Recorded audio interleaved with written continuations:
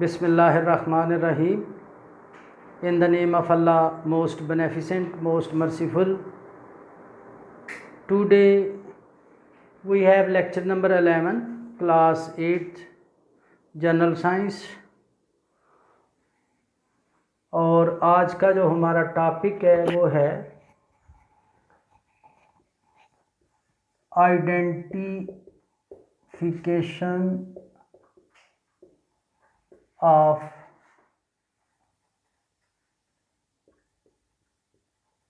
chromosomes and DNA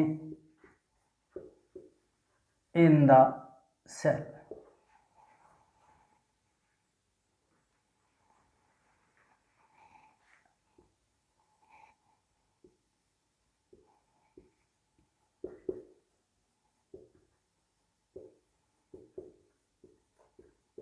Structure of DNA. तो identification of chromosomes and DNA in the cell besides structure of DNA, ये आज के हमारे दो मेजर टॉपिक्स हैं। और अगर कुछ टाइम बच गया तो फिर हम हेरिडिटी और जीन, ये दो और टॉपिक हैं जो हमें स्टडी करना है। अगर टाइम नहीं बचेगा तो फिर इंशाल्लाह हेरिडिटी और जीन जो है ना, we will be dealing in the next lecture. Identification of chromosomes and DNA in the cell. Actually, we people have already studied about chromosomes. Chromosomes are thread-like structure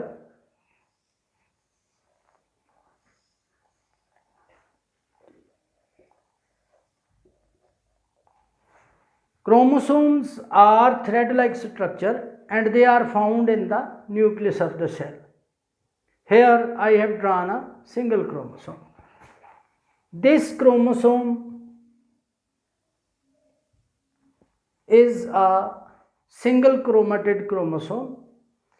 और क्रोमोसोम जो होते हैं ना, ये एक नहीं होता न्यूक्लियस के अंदर, ज़रूरी वेरिएबल नंबर होता है। Different living organism have different number of chromosome in their nucleus. इसके बारे में हम पहले भी थोड़ी बहुत बात कर चुके हैं। क्रोमोसोम की अगर कंपोजिशन देखी जाए ना, तो इट इज 40% डीएनए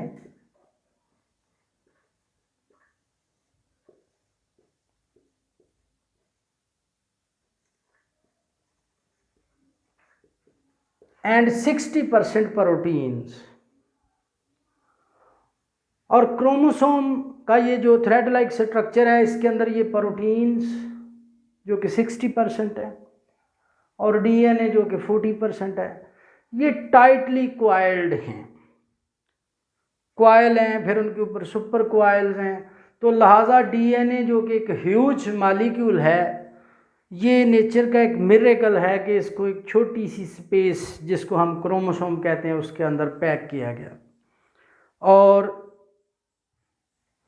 क्वाइलिंग और सुपर क्वाइलिंग से मदद लेकर डीएनए को क्रोमोसोम के अंदर पैक किया गया। अगर हम इसमें से डीएनए को निकालें तो हमें देख के बड़ी हैरानगी होगी कि DNA is a huge molecule and its length can be in kilometres. बहरहाल डीएनए को जब हम इसमें से खोलेंगे क्रोमोसोम में से, तो हम देखेंगे कि डीएनए के सारे क्वाइल वगैरह उतारने के बाद it is a double helical structure, यानी डीएनए के दो स्ट्रैंड्स होंगे जो कि एक दूसरे के ऊपर कुछ इस तरह से क्वाइल किए होंगे। And after a bit of DNA we will have some proteins जिनको हम हिस्टोन्स कहते हैं। और डीएनए इन प्रोटीन्स के ऊपर जो है ना वो लिपटा होता है। जैसे आप यूँ समझें कि ये लेट अस सपोज प्रोटीन्स हैं, ये हिस्टोन प्रोटीन्स इन्हें कहते हैं, और इनके ऊपर DNA have 2 coils, you one more. और फिर डीएनए जो है ना वो आगे चला जाता है, फिर प्रोटीन्स आती हैं, फिर उसके ऊपर फिर डीएनए क्वाइल करता है। तो ये बेसिक प्रोटीन्स होती हैं, और डीएनए चूँकि एसिडिक इन नेचर है तो लिहाजा डीएनए और इन प्रोटीन्स के अंदर एक नेचुरल पावर ऑफ अट्रैक्शन मौजूद है, और डीएनए इन बेसेस के ऊपर कॉइल हुआ होता है। इनकी ज़्यादा तफसील हमारे कोर्स में शामिल नहीं है, तो लिहाजा I will not delve too much deeper into this structure. However मैं एक दफ़ा फिर इसको रिपीट करूं, डीएनए जिसका पूरा नाम है डीऑक्सी राइबोन्यूक्लिक एसिड, और ये मालिक्यूल ज़िंदगी की बुनियाद है। उसकी वजह there are some properties which are found in it, और इंशाल्लाह आप बड़ी क्लासेस में पढ़ेंगे ये भी कि वो क्या खूबियाँ हैं which make it suitable to be or to provide the basis or the foundation for life. तो डीएनए की वो खूबियाँ भी इंशाल्लाह पढ़ेंगे अब आप लोग। लेकिन यहाँ आप में ये याद रखना है कि डीएनए जो है ना, ये डीऑक्सी राइबोन्यूक्लिक एसिड को कहते हैं, एसिडिक मटेरियल है, और जो कि न्यूक्लियस के अंदर क्रोमोसोम्स में मौजूद है, तो इसीलिए न्यूक्लिक एसिड जनरली इसको कह सकते हैं हम।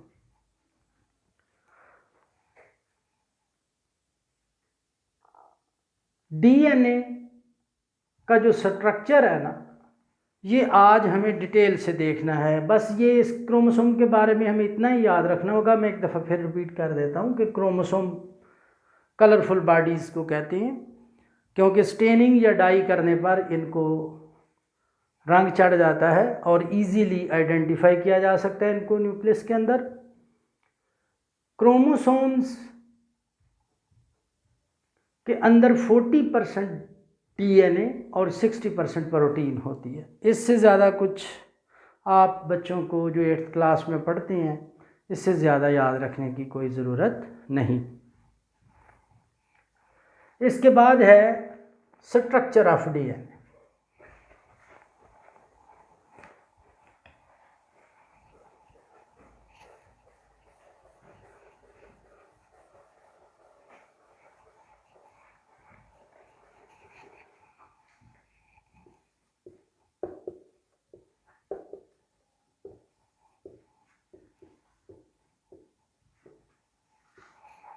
जैसा कि मैं पहले कह चुका हूँ, डीएनए की फुल फॉर्म है डीऑक्सी राइबोन्यूक्लिक एसिड।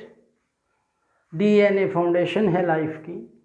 डीएनए एक ह्यूज मॉलिक्यूल है, क्रोमोसोम्स के अंदर ये मौजूद होता है, और डीएनए केमिस्ट्री की ज़बान में अगर बात करें तो एक पॉलीन्यूक्लियोटाइड होता है। यानी DNA is a huge molecule and it is made of many smaller molecules which are called as nucleotide। मैं यहाँ डीएनए का स्ट्रक्चर जो है ये थोड़ा थोड़ा करके ड्रा करता हूँ, और इसके बारे में जो मुख्तलिफ मॉडल्स हैं कोशिश करता हूँ कि उनकी भी वजाहत कर सकूँ। लेकिन हमें सबसे पहले जो बात याद रखनी है वो ये है कि डीएनए एक ह्यूज मॉलिक्यूल है। 2 चेन्स की शक्ल में ये एग्जिस्ट करता है, जो कि साइड बाय साइड या पैरेलल चलती हैं एक दूसरे के। और डीएनए के जो छोटे यूनिट्स हैं जो इन दोनों चेन्स को जन्म देते हैं एक दूसरे के साथ अटैच होकर, उन्हें न्यूक्लियोटाइड्स कहते हैं। तो डीएनए एक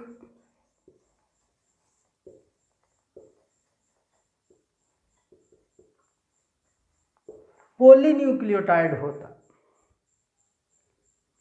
और डीएनए का जो स्ट्रक्चर है ना, ये 1953 तक एक एनिग्मा था बायोलॉजी के अंदर। और फिर 2 साहबान थे, डॉक्टर वाटसन और डॉक्टर क्रिक, जिन्होंने डीएनए के बारे में एक मॉडल पेश किया, इसके स्ट्रक्चर के बारे में, जिसे वाटसन एंड क्रिक मॉडल कहते हैं, या इसे डीएनए का डबल हेलिक्स या डबल हेलिकल मॉडल या डबल हेलिकल स्ट्रक्चर कहते हैं।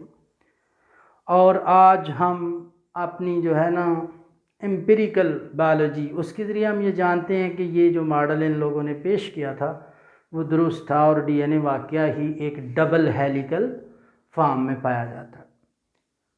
डबल हेलिकल फॉर्म से क्या मुराद है? डबल हेलिकल फॉर्म से मुराद ये है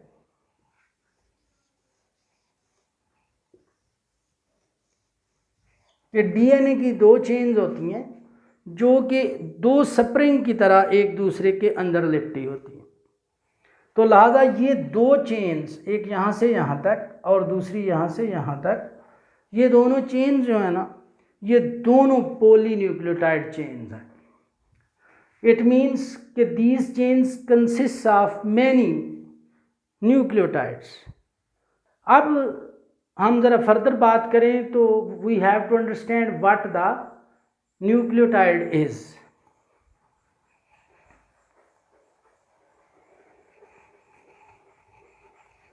ये जो दोनों चेन्स थी डीएनए की, जो मैंने दो स्प्रिंग की फॉर्म में यहाँ ड्रा की थी, लेट अस सपोज कि मैं इनके ये कॉइल उतारता हूँ और इनको यूं सीधा करके लिख देता हूँ, यानी बाल उतार दिए हैं और स्ट्रेट चेन्स की फॉर्म में उसी डीएनए के मॉलिक्यूल को मैंने लिख दिया। अब ये जो दो चेन्स है ना, एक पॉलीन्यूक्लियोटाइड चेन यहाँ से यहाँ तक है एंड सेकंड चेन यहाँ से यहाँ तक है। ये जो पॉलीन्यूक्लियोटाइड चेन्स दोनों सामने मैंने लिखी हैं, इनके अंदर एक्चुअली न्यूक्लियोटाइड्स मौजूद हैं। कैसे? यानी सपोज करें कि एक न्यूक्लियोटाइड यहाँ से यहाँ तक है, फिर दूसरा from here to there and so on. तो 1 2 3 4 और 5 न्यूक्लियोटाइड ये मैंने बनाए हैं। अब सवाल ये पैदा होता है कि न्यूक्लियोटाइड बल भी उतार दिए, सीधा ऐसे बना भी लिया, तो न्यूक्लियोटाइड कहते किस चीज़ को? न्यूक्लियोटाइड 3 मॉलिक्यूल से मिलके बनता है। Deoxy ribose sugar, deoxy ribose sugar,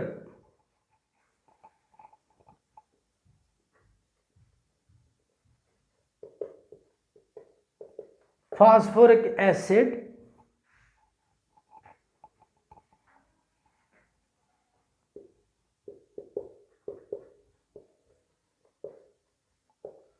nitrogenous base. तो नाइट्रोजनस बेस यानी एक ऐसा कंपाउंड या एक ऐसा मॉलिक्यूल जो कि बेस है और जिसके स्ट्रक्चर के अंदर नाइट्रोजन का एटम शामिल है। तो नाइट्रोजनस बेस से मुराद ये है। डीऑक्सीराइबोज शुगर से मुराद एक्चुअली 5 कार्बन की शुगर है, जो कि डीऑक्सी होती है और यानी उसमें एक ऑक्सीजन की कमी होती है। And then we have phosphoric acid यानी H3PO4। ज़्यादा तफसील से तज़किरा करने की ज़रूरत नहीं है अभी आपकी क्लास के लेवल पर, but we must know that DNA is a polynucleotide और एक न्यूक्लियोटाइड जो होता है वो 3 मॉलिक्यूल्स पे मुश्तमिल होता है। एक डीऑक्सीराइबोज शुगर इसको कहते हैं, 5 कार्बन की ये शुगर होती है। दूसरी चीज़ फास्फोरिक एसिड होता है और तीसरी नाइट्रोजनस बेस। ये 3 चीज़ें मिलके एक न्यूक्लियोटाइड बनाती हैं। And then many nucleotide combine with one another and they make a polynucleotide. And then 2 polynucleotide chains come face to face with one another and they coil upon they make a double helical upon themselves, यानी एक दूसरे के ऊपर ऐसे लिपट जाती हैं जैसे गोल जीना होता है, और इस तरह से डीएनए का वो स्ट्रक्चर वजूद में आता है जो एक्चुअली सेल्स के क्रोमोसोम्स के अंदर एग्जिस्ट करता है। अभी मैं यहाँ एक दफ़ा फिर इसकी वजाहत करूँ कि डीएनए एक पॉलीन्यूक्लियोटाइड होता है और मैंने यहाँ एक न्यूक्लियोटाइड के अंदर जो 3 मॉलिक्यूल पाए जाते हैं वो लिख रखे, लेकिन न्यूक्लियोटाइड एक्चुअली 4 तरह के होते हैं। ये जो 4 टाइप्स के न्यूक्लियोटाइड है ना, they are different because of 4 different types of nitrogenous bases, यानी ये इनके नाम में लिख रहा हूं।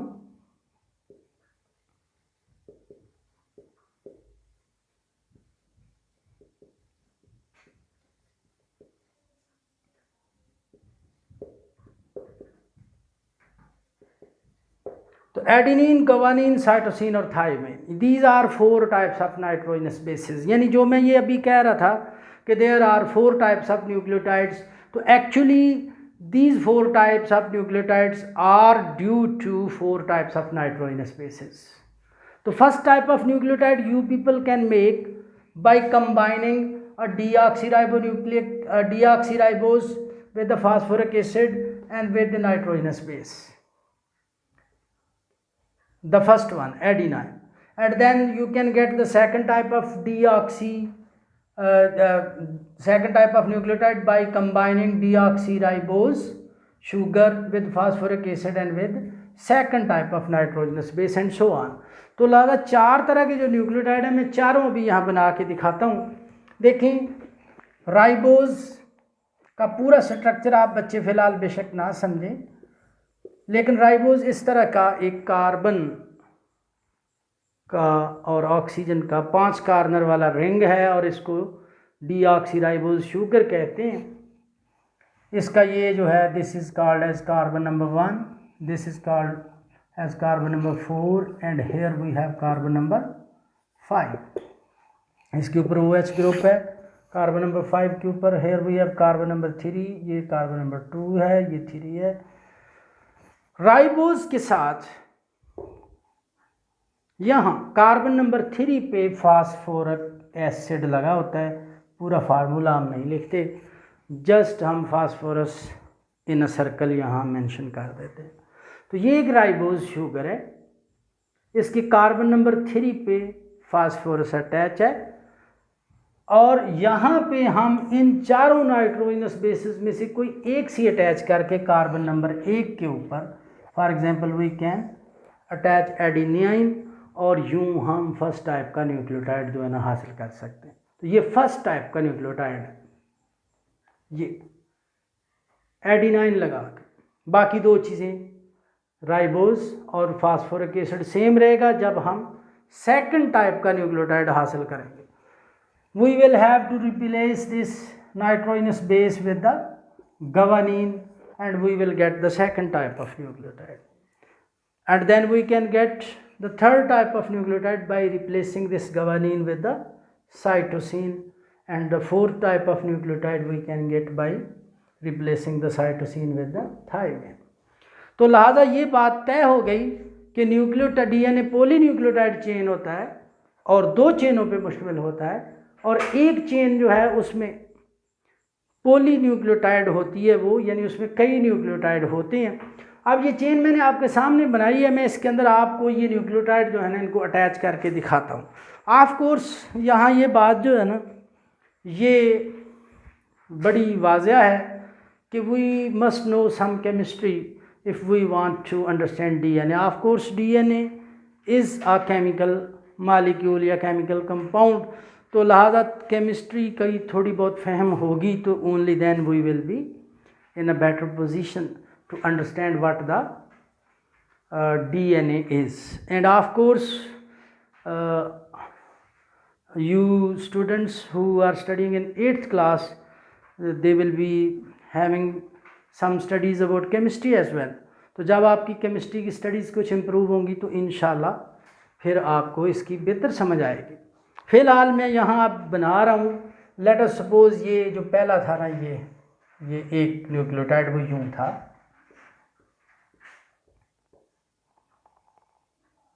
एडेनिन लगा है, यहाँ फास्फोरस है, then we have second nucleotide,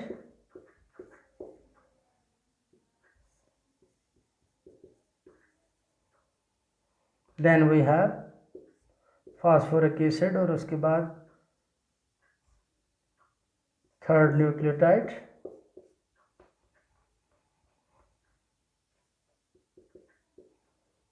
then we have phosphoric acid and fourth nucleotide.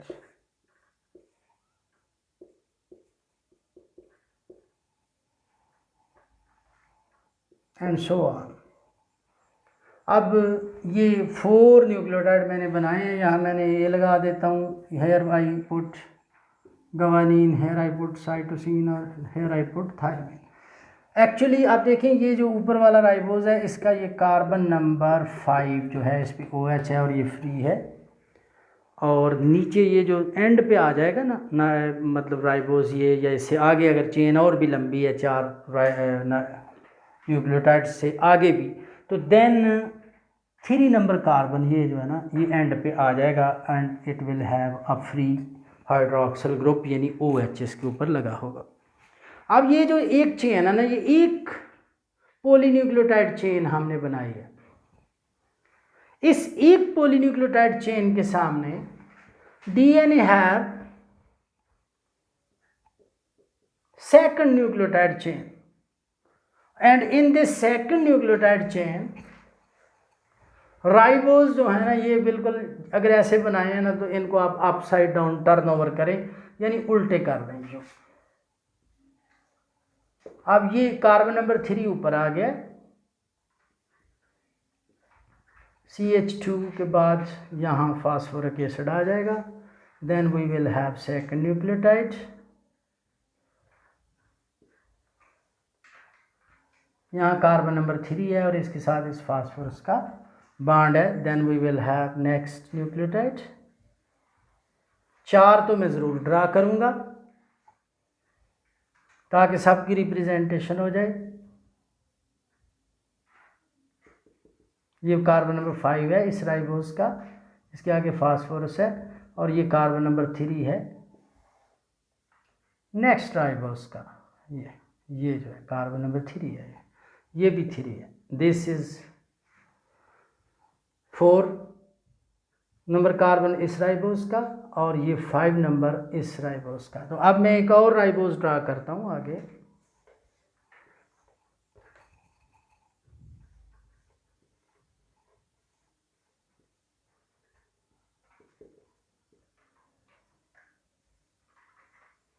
तो ये मैंने 4 राइबोज बनाए हैं ताकि सारे जो 4 न्यूक्लियोटाइड है ना उनकी रिप्रेजेंटेशन हो सके दोनों चेन्स के अंदर।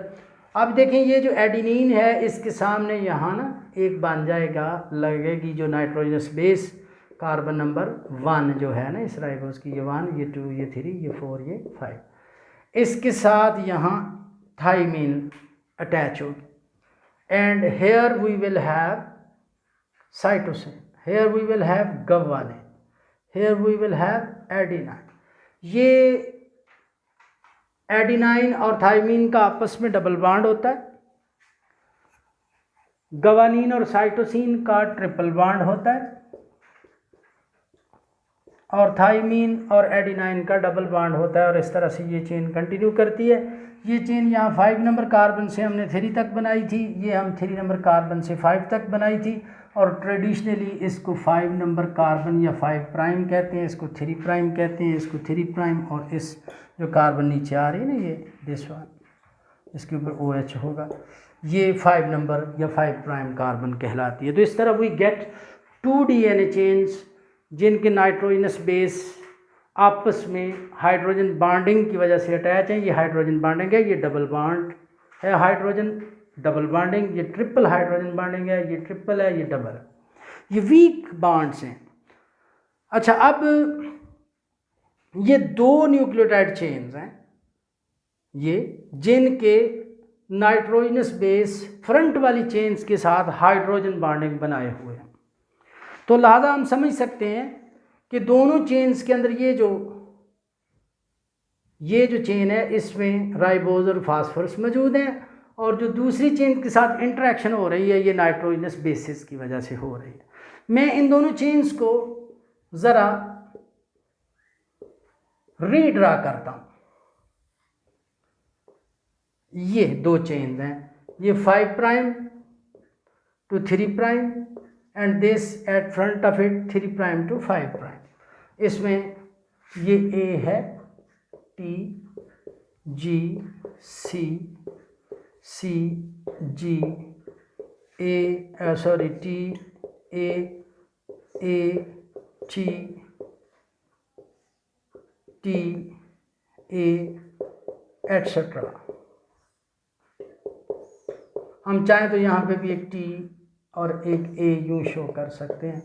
एक्चुअली इस पे कोई रिस्ट्रिक्शन नहीं है, डीएनए हैव एंडलेस वैरायटी, तो लिहाजा इसमें आप जितने चाहें नाइट्रोजनस बेसिस इसी तरह से शो कर सकते हैं, बट 4 मस्ट बी देयर, यानी 4 तो हमें ज़रूर शो कर देने चाहिए, एक दफ़ा एडिनिन, गवानीन, साइटोसिन और थाइमिन।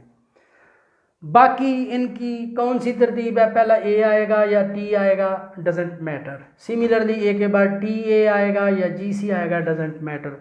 तो DNA have God's variety, endless variety, तो ये इस पे कोई रिस्ट्रिक्शन नहीं है। लेकिन आप देखें ये डीएनए की 2 चेन्स मैंने अब बनाई हैं, तो ये दोनों चेन जो है ना, they look like a wooden ladder. इस लैडर के अंदर ये अपराइट हैं, यानी सीढ़ी के सीधे डंडे हैं, ये रंग्स हैं जिनके ऊपर हम खड़े होके तो ऊपर की तरफ असेंड करते हैं। तो डीएनए का ये जो मॉडल है ना, ये हम बच्चों को समझाने के लिए ड्रा करते हैं। Actually it doesn't exist in nature. Nature में जो एग्जिस्ट करता है वो मैंने पहले भी ड्रा किया था, and I am going to redraw it. इस अपराइट और रंग मॉडल डीएनए का, यानी वुडन स्टेयर जैसा मॉडल, ये सिर्फ बच्चों को समझाने की हद तक है। इस मॉडल के अंदर ये रंग्स जो हैं ये नाइट्रोजनस बेसिस के पेयर्स हैं, और जो अपराइट्स हैं ये बैकबोन्स हैं जो कि राइबोज और फास्फोरस, राइबोज और फास्फोरस, राइबोज और फास्फोरस मुहैया कर रहे हैं। अब डीएनए इस तरह से बच्चों को समझाने के लिए हम एक वुडन स्टेयर की फॉर्म में हमने बना लिया। Actually it doesn't exist in the cell as such. उसकी वजह ये नाइट्रोजनस बेसिस हैं। नाइट्रोजनस बेसिस के अंदर ये जो बॉन्ड हैं, डबल और ट्रिपल हाइड्रोजन बॉन्ड, ये वीक हैं और वीक बॉन्ड है, लेकिन but they are too many, लिहाजा ये दोनों चेन्स को एक दूसरे की तरफ पुल करते हैं। यहाँ मैं ये एक और चीज़ मेंशन करूँ कि ए के सामने हमेशा टी होता है और जी के सामने हमेशा सी होता है। इसको हम बायोलॉजी में शरगाफ रूल कहते हैं, और ये हमें याद रखना होता है कि जी के ए के सामने टी या टी के सामने ए और जी के सामने सी और सी के सामने हमेशा जी होता है दोनों चेन्स के। अब ये जो डबल और ट्रिपल हाइड्रोजन बॉन्डिंग है ना, ये वीक बॉन्डिंग है, लेकिन ये बॉन्ड्स टू मैनी हैं, लिहाजा they pull both chains toward one another, और इनकी इस पुलिंग की वजह से यही जो डीएनए का ये जो मॉडल बनाया है हमने, ये ऐसे नहीं रहता, बल्कि ये यूँ होता है कि आप इसको अगर ऊपर और नीचे से पकड़ के एक को एंटी क्लॉकवाइज और दूसरे को क्लॉकवाइज घुमाएं तो कुछ सूरत हाल यूँ बन जाएगी। ये 5 3, ये 3 5, तो इस तरह से ये 2 चेन्स डीएनए की बन गई। लेकिन अब ये स्ट्रेट नहीं हैं, ये एक दूसरे के ऊपर दोहरे स्प्रिंग की तरह या डबल हेलिक्स की फॉर्म में लिपट गई हैं एक दूसरे के ऊपर, और इसकी वजह ये हाइड्रोजन बॉन्ड्स हैं। ये फॉर्म है डीएनए की जो कि एक्चुअली सेल्स के अंदर एग्जिस्ट करती है।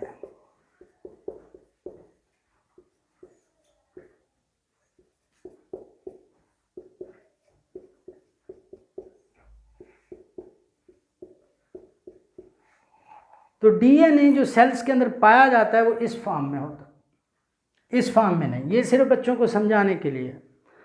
बहरहाल डीएनए का ये जो मॉडल है ये घूमते हुए जीने की तरह है, डबल हेलिक्स की तरह, दोहरे स्प्रिंग की तरह है, और इसको वाटसन और क्रिक का मॉडल कहते हैं। और सेल के अंदर actually DNA exist in this form, और इस फॉर्म के अंदर मैं एक दफ़ा आखिरी दफ़ा बताने जा रहा हूँ कि यहाँ ये जो एडिनिन लगी है ये एक नाइट्रोजनस बेस है, और इसके पीछे यहाँ राइबोज है, और इस जगह एक फास्फोरस है। तो लिहाजा ये जो बैकबोन है ना इन नाइट्रोजनस बेसिस की, ये राइबोज और फास्फोरस पे मुश्तमिल है, और बेसिस जो है ना ये यहाँ दूसरी चेन के साथ इंटरेक्ट कर रही हैं। लिहाजा DNA always exist in 2 chains which are polynucleotide chains. तो मैं बेटा एक दफ़ा आखिरी दफ़ा रिपीट कर रहा हूँ कि डीएनए जो है ना डीऑक्सी राइबोन्यूक्लिक एसिड को कहते हैं। डीएनए 2 चेन्स की फॉर्म में, यानी 2 पॉलीन्यूक्लियोटाइड चेन्स की फॉर्म में एग्जिस्ट करता है सेल्स के अंदर। These chains are coiled at one another and they exist in the form of a double helix or double helical structure, और इसको डीएनए का वाटसन एंड क्रिक मॉडल या डीएनए का डबल हेलिक्स मॉडल कहते हैं। इंशाल्लाह हम कल जो है ना नेक्स्ट मौजू जो है हमारा हेरिडिटी और जीन क्या होता है, इंशाल्लाह इसको कंटिन्यू करेंगे। आप लोगों का बहुत शुक्रिया देखने का और सुनने का। अल्लाह हाफिज़।